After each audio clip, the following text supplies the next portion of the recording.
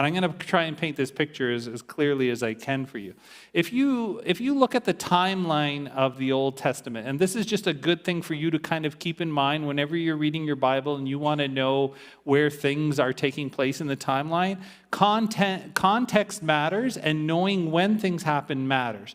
So if you just look at the Old Testament, I'm going to give you kind of a brief thing. This year, we're about 2,000 years after Jesus, right? 2024, give or take 24 years or a few years.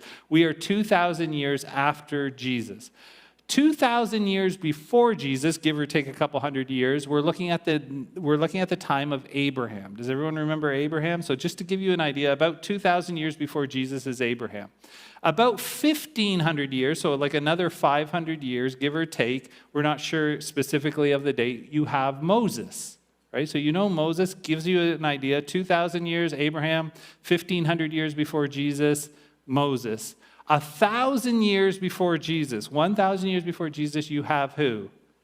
King David. So just keep that in mind. If you're ever reading about King David, you're talking about a long period of time before Jesus, 1,000 years. So if you can kind of keep that in your mind, it just gives you reference and an idea. Now, there's two other dates that you need to keep in mind as a Christian for when you're reading the Old Testament. And one of those dates is the time when Micah is prophesying. And that date is 722 BC. Say it with me, 722.